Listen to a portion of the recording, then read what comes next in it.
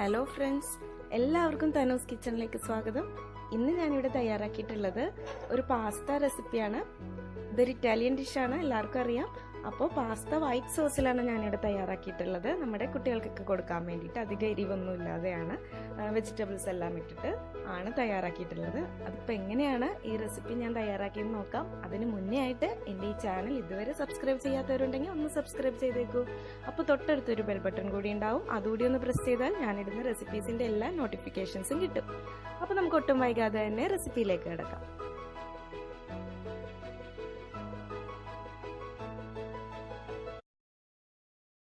ഇന്നൊരു പാസ്ത റെസിപ്പിയാണ്, വൈറ്റ് സോസിൽ നമ്മുടെ പാസ്ത ഉണ്ടാക്കിയെടുക്കാൻ വേണ്ടിയിട്ട്. അപ്പോൾ പല ഷേപ്പിൽ കിട്ടും, പാസ്ത അവൈലബിൾ ആണ് മാർക്കറ്റിൽ. അപ്പോൾ ഞാൻ ഈ ഒരു ഷേപ്പിലാണ്, നമ്മുടെ കുട്ടികൾക്ക് ഇഷ്ടപ്പെട്ട ആ ഷേപ്പ് തന്നെ ചൂസ് ചെയ്ത് എടുക്കാം. അപ്പോൾ ഈ ഒരു ഷേപ്പിലാണ് മോനിക്ക് ഇഷ്ടം. അപ്പം ഞാനിവിടെ ഒരു 200 ഗ്രാം പാസ്ത എടുത്തിട്ടുണ്ട്. ഇനി നമുക്ക് ആദ്യം വേവിച്ചെടുക്കണം. ഒരു പാത്രം വെച്ച് അതിലേക്ക് കുറച്ച് വെള്ളം ഒഴിച്ചു കൊടുക്കുക. വെള്ളത്തിന് അങ്ങനെ പ്രത്യേകിച്ച് അളവൊന്നുമില്ല, കാര്യം നമ്മൾ വെള്ളത്തിൽ നിന്ന് ഈ പാസ്ത ഊറ്റിയെടുക്കാനുള്ളതാണല്ലോ.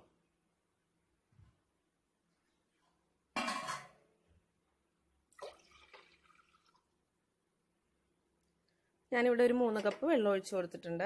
വെള്ളം നന്നായിട്ട് തിളക്കണം. തിളക്കുന്നതിന് മുന്നേ തന്നെ അതിലേക്ക് കുറച്ച് ഉപ്പും ചേർക്കാണ്ട് പാസ്ത വേവാനായിട്ട് ആവശ്യത്തിനുള്ള ഉപ്പ് ചേർക്കണം. അതുപോലെ തന്നെ ഓയിലും ചേർക്കാനുണ്ട്.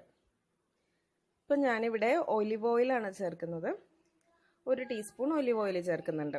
വെളിച്ചെണ്ണ എന്നതിൽ ചേർക്കരുത്, കാര്യം ഇതൊരു പാസ്ത എന്നൊക്കെ പറയുമ്പോൾ ഒരു ഇറ്റാലിയൻ ഡിഷല്ലേ. അപ്പം വെളിച്ചെണ്ണ എന്നൊന്നും ചേർക്കരുത്. വേറെ ഏത് ഒലിവ് ഓയിൽ അല്ലെങ്കിൽ വേറെ ഏതെങ്കിലും ഒരു വെജിറ്റബിൾ ഓയിൽ വേണം ചേർക്കാനായിട്ട്.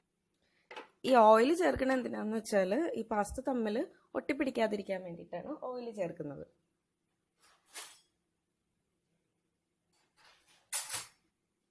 ഓയിൽ ഉപ്പൊന്ന് ചെറുതായിട്ടൊന്ന് മിക്സ് ചെയ്ത് കൊടുത്തിട്ട് വെള്ളം നന്നായിട്ട് തിളച്ചതിന് ശേഷം മാത്രം പാസ്ത ഇട്ട് കൊടുക്കാം.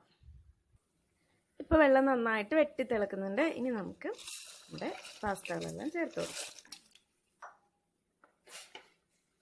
മീഡിയം ടു ഹൈ ഫ്ലെയിമിലിട്ടിട്ട് ഇത് നന്നായിട്ടൊന്ന് വേവിച്ചെടുക്കണം. ഇതൊരു 3/4 ഭാഗത്തോളം കുക്കായാൽ മതിയാവും. ഒരുപാട് കുക്കായിട്ട് അങ്ങനെ ഉടഞ്ഞൊന്നും പോകാൻ പാടില്ല. അപ്പോൾ ഇടയ്ക്ക് നോക്കണം എന്ന്. അപ്പോൾ ആ സമയത്ത് നമുക്ക് വെജിറ്റബിൾസ് എല്ലാം ഒന്ന് കട്ട് ചെയ്തെടുക്കാം. ഞാനിവിടെ ക്യാരറ്റ് മാത്രമേ ചേർക്കുന്നുള്ളൂ. നിങ്ങളുടെ കയ്യിൽ എന്തൊക്കെ വെജിറ്റബിൾസ് അവൈലബിൾ ആയിട്ടുണ്ടോ അതെല്ലാം ചേർക്കാൻ പറ്റും. അപ്പോൾ ഒരുപാട് പച്ചക്കറികളൊന്നും കൂടിയൊന്നും പോകണ്ട, കാര്യം നമ്മുടെ ഈ പാസ്ത തന്നെ മുന്നിട്ട് നിൽക്കണം. വെജിറ്റബിൾസ് കുറച്ച് കുറഞ്ഞാൽ മതി. അപ്പം ഞാനിവിടെ ക്യാരറ്റ് മാത്രമേ ചേർത്തിട്ടുള്ളൂ. ക്യാപ്സിക്കം ഉണ്ടെങ്കിൽ ക്യാപ്സിക്കം ചേർക്കാം. അതുപോലെ തന്നെ ബ്രൊക്കോളി ഉണ്ടെങ്കിൽ അതും ഒന്ന് കട്ട് ചെയ്ത് ചേർക്കാം. അപ്പം പിന്നെ ഗ്രീൻ പീസ് ഉണ്ടെങ്കിൽ, ഫ്രോസൺ ഗ്രീൻ പീസ് ഉണ്ടെങ്കിൽ അതും ഒന്ന് ചേർക്കാം. ഒരുപാട് വെന്തൊന്നും പോകണ്ട ഈ പച്ചക്കറികൾ. അപ്പോൾ ഞാനിവിടെ ക്യാരറ്റ് മാത്രമേ ചേർക്കുന്നുള്ളൂ. ക്യാപ്സിക്കത്തിൻ്റെ ടേസ്റ്റ് ഇവിടെ മോനിക്ക് ഇഷ്ടമില്ലാത്തതുകൊണ്ടാണ് ഞാൻ ചേർക്കാത്തത്. നിങ്ങളുടെ കയ്യിൽ അതുണ്ടെങ്കിൽ ചേർക്കാം കേട്ടോ. ഇനി നമുക്ക് സോസ് ഇതിൻ്റെ തയ്യാറാക്കിയെടുക്കാം ആ സമയത്ത്. ഇനി നമുക്ക് ഈ ക്യാരറ്റ് ഒന്ന് കുക്ക് ചെയ്തെടുക്കാൻ വേണ്ടിയിട്ട് ഒരു പാൻ വെച്ച് ചൂടാക്കാം. ഇപ്പോൾ പാത്രം ചൂടായി വന്നിട്ടുണ്ട്. അപ്പം ഞാൻ ഈ പച്ചക്കറി വേവിക്കുന്നതും ഒലിവ് ഓയിലിൽ തന്നെയാണ്. കുറച്ച് ഓയിൽ ഒഴിച്ചു കൊടുക്കാം. അതിലേക്ക് പച്ചക്കറി ഈ ക്യാരറ്റ് ഇട്ടിട്ട് ഒന്ന് വഴറ്റിയെടുത്താൽ മാത്രം മതി.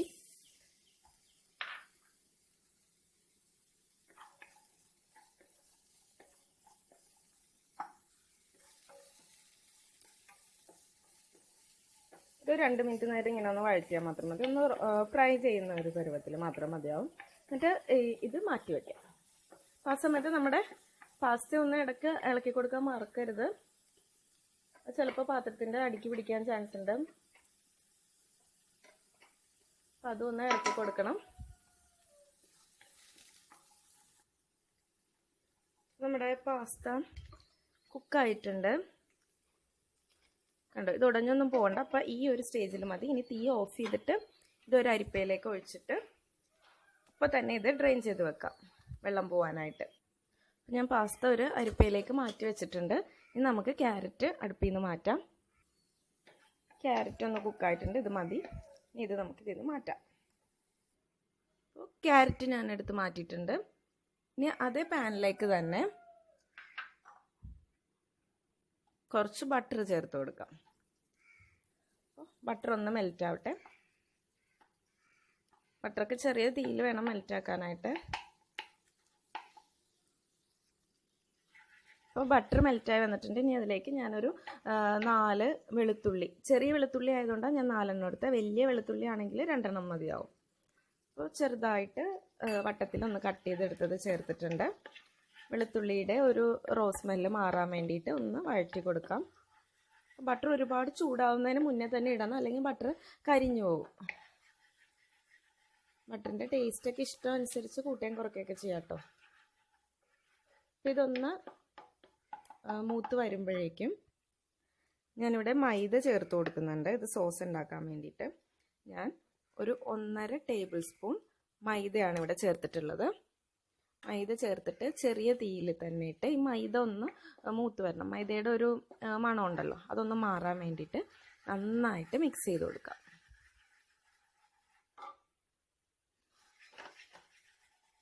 മൈദയുടെ ഒരു പച്ചക്കുത്ത് വരരുത്, അതിന് വേണ്ടിയിട്ട് ചെറിയ തീയിൽ തന്നെ ഇടണം, അല്ലെങ്കിൽ ഇത് പെട്ടെന്ന് കരിഞ്ഞു പോവും. അപ്പോൾ ചെറിയ തീയിലിട്ട് ഇങ്ങനെ മിക്സ് ചെയ്തുകൊണ്ടിരിക്കുക. ഈ മൈദയും ബട്ടറും കൂടി നന്നായിട്ട് യോജിക്കണം. മിക്സ് ചെയ്തുകൊണ്ടിരിക്കുക. ഇപ്പം മൈദയുടെ കട്ടയൊക്കെ ആയിട്ട് ആദ്യം ഇരുന്നതൊക്കെ എല്ലാം നുടഞ്ഞ് ഇതൊന്ന് മൂത്ത് വരണം. ഒരു 2 മിനിറ്റോളം ഇതുപോലെ മിക്സ് ചെയ്തുകൊണ്ടിരിക്കുക. അപ്പോൾ അത് നന്നായിട്ട് മൈദയും ബട്ടറും കൂടി നന്നായിട്ട് യോജിച്ചിട്ടുണ്ട്. മൈദയുടെ എല്ലാം ഒരു പച്ചക്കുത്തെല്ലാം മാറിയിട്ടുണ്ട്. 2 മിനിറ്റ് നേരമായി. ഇനി ഇതിലേക്ക് ചേർക്കാൻ പോകുന്നത് പാലാണ്. തിളപ്പിച്ചാറി തണുത്ത പാലാണ് ഞാനിവിടെ ചേർക്കുന്നത്. അപ്പോൾ ഈ ഒരു കപ്പിന് 1.5 കപ്പ് പാലാണ് ആവശ്യത്തിന് വേണ്ടത്. അതിൽ ആദ്യം തന്നെ 1 കപ്പ് പാൽ ആദ്യം തന്നെ ഒഴിച്ചു കൊടുക്കാം. എന്നിട്ട് നന്നായിട്ട് മിക്സ് ചെയ്യുക. അപ്പോൾ ഈ മൈദയും പാലും കൂടി ഒന്ന് കുറുകി ഒരു സോസിൻ്റെ ഒരു കൺസിസ്റ്റൻസി ഇല്ലേ, അതിലേക്ക് വരും. അപ്പോൾ അതുവരെ ഒരു ലോ ടു മീഡിയം ഫ്ലെയിമിലിട്ടുകൊണ്ട് ഇതൊന്ന് മിക്സ് ചെയ്തുകൊണ്ടിരിക്കുക. നന്നായിട്ട് മിക്സ് ചെയ്യാം. അപ്പോൾ ഇതിൻ്റെ കൺസിസ്റ്റൻസി എല്ലാം മാറി വരും. കണ്ടോ, ഇത് കുറച്ച് തിക്കായി തുടങ്ങിയിട്ടുണ്ട്. ഇനി ഈ സമയത്ത് നമുക്ക് പെപ്പർ പൗഡർ, കുരുമുളക് പൊടി ചേർത്ത് കൊടുക്കാം. വൈറ്റ് പെപ്പർ പൗഡർ ഉണ്ടെങ്കിൽ അത് ചേർക്കാം, അല്ലെങ്കിൽ നമ്മുടെ സാധാരണ പെപ്പർ പൗഡർ ചേർത്താലും മതി. ബ്ലാക്ക് പെപ്പർ പൗഡർ ചേർത്താലും മതിയാവും. അത് ചേർത്ത് കൊടുക്കാം. പിന്നെ ചീസിൻ്റെയൊക്കെ ടേസ്റ്റ് ഇഷ്ടമുള്ളവർ വേണമെങ്കിൽ ഈ ഒരു സമയത്ത് ചീസ് ആഡ് ചെയ്ത് കൊടുക്കാം കേട്ടോ. ഇത് ചീസും ബട്ടറും കൂടി വരുമ്പോൾ അതിൻ്റെ ആ ഒരു സ്മെല്ല് ഇഷ്ടമില്ലാത്തതുകൊണ്ടാണ് ഞാൻ ചേർക്കാത്തത്. അപ്പം നിങ്ങൾക്കത് ഇഷ്ടമുണ്ടെങ്കിൽ ഈ ഒരു ടൈമിൽ ചേർക്കാം. എന്നിട്ട് നന്നായിട്ടൊന്ന് മിക്സ് ചെയ്ത് കൊടുക്കാം. പിന്നെ ഇതിലേക്ക് നമ്മുടെ ഇറ്റാലിയൻ സീസണിങ്സ് ഇല്ലേ, ഒറിഗാനോ എല്ലാം ഉണ്ടെങ്കിൽ ഈ സമയത്ത് ചേർത്ത് കൊടുക്കാം. ഇത് നന്നായിട്ട് മിക്സ് ചെയ്യുക.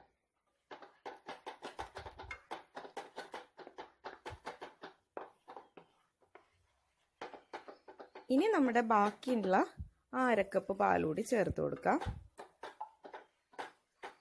നന്നായിട്ട് ഇളക്കി യോജിപ്പിക്കാം. ഇത് പെട്ടെന്ന് കട്ട പിടിക്കും, അതുകൊണ്ടിട്ടാണ് പാല് ലാസ്റ്റ് 1/2 കപ്പ് ചേർക്കാൻ പറയുന്നത്. ഇനി നമ്മൾ ഇതിലേക്ക് ഉപ്പ് നോക്കാം. ആവശ്യത്തിന് ഉപ്പ് ചേർത്ത് കൊടുത്തിട്ടില്ല, ഉപ്പ് ചേർത്ത് കൊടുക്കാം. പിന്നെ ചീസെല്ലാം ചേർക്കുമ്പോൾ ചില ചീസിലൊക്കെ ഉപ്പ് ചേർന്ന് വരുന്നതാണ്. അപ്പോൾ ഉപ്പ് അതനുസരിച്ചിട്ട് കുറച്ച് ചേർക്കാം കേട്ടോ. ചീസ് ചേർക്കുന്നവരാണെങ്കിൽ ചില ചീസിലൊക്കെ സോൾട്ടഡ് ചീസായിരിക്കും. അപ്പോൾ ഉപ്പ് അതിനനുസരിച്ച് ക്രമീകരിക്കുക. ഉപ്പ് ചേർത്തിട്ടുണ്ട്. ഇനി നേരത്തെ നമ്മൾ വേവിച്ച് വെച്ചിട്ടുള്ള ക്യാരറ്റ് ചേർക്കാം. ക്യാരറ്റ് ചേർത്ത് നന്നായിട്ട് മിക്സ് ചെയ്യുക. പിന്നെന്താ, നമ്മൾ പാസ്ത, നേരത്തെ വേവിച്ച് വെച്ചിട്ടുള്ള പാസ്ത കൂടി ഇട്ട് കൊടുക്കാം. പാസ്ത കൂടി ഇട്ടിട്ട് നന്നായി ഒന്ന് മിക്സ് ചെയ്യാം. അപ്പോൾ ഇതിൽ ക്യാപ്സിക്കം ഒക്കെ ഉണ്ടെങ്കിൽ ആ ഒരു കളർഫുള്ളൊക്കെ ആയിട്ട് ഇരിക്കുള്ളൂ. ഇതിപ്പോൾ ഇഷ്ടമില്ലാത്തതുകൊണ്ടാണ്. നിങ്ങൾക്ക് വേണമെങ്കിൽ അതെല്ലാം ചേർക്കാം കേട്ടോ. നന്നായിട്ട് മിക്സ് ചെയ്യാം. ഇനി വേണമെന്നുണ്ടെങ്കിൽ പച്ചമുളകൊക്കെ ഒന്ന് ചെറുതായിട്ട് കട്ട് ചെയ്ത് ചോപ്പ് ചെയ്തൊക്കെ ഇടാം. ഒരു പകുതി പച്ചമുളകൊക്കെ മതിയാവും. ഇപ്പം ഞാൻ മോനിക്ക് നല്ല എരിവാവും. ഇപ്പോൾ കുരുമുളക് പൊടി ചേർത്തിട്ടുണ്ടല്ലോ, അതുകൊണ്ടാണ് ഞാനിവിടെ പച്ചമുളകും ചേർക്കാതിരിക്കണേ. എരിവ് നോക്കാം, ഉപ്പെല്ലാം ഈ ടൈമിൽ നോക്കാം. അപ്പോൾ നമ്മുടെ വൈറ്റ് സോസിലുള്ള പാസ്ത റെഡി ആയി കഴിഞ്ഞു. അപ്പോൾ എല്ലാവരും ഈ റെസിപ്പി ട്രൈ ചെയ്ത് നോക്കണം കേട്ടോ. അഭിപ്രായം പറയാൻ മറക്കരുത്. അതുപോലെ തന്നെ എൻ്റെ ചാനൽ സബ്സ്ക്രൈബ് ചെയ്യാത്തവരുണ്ടെങ്കിൽ സബ്സ്ക്രൈബ് ചെയ്യാനും മറക്കരുത്. അപ്പോൾ ആ ബെൽ ബട്ടണും കൂടി പ്രസ് ചെയ്താൽ ഞാനിടുന്ന റെസിപ്പീസ് എല്ലാം പെട്ടെന്ന് കാണാനും പറ്റും. അപ്പോൾ വീണ്ടും പുതിയ റെസിപ്പിയായിട്ട് കണ്ടുമുട്ടാം. താങ്ക്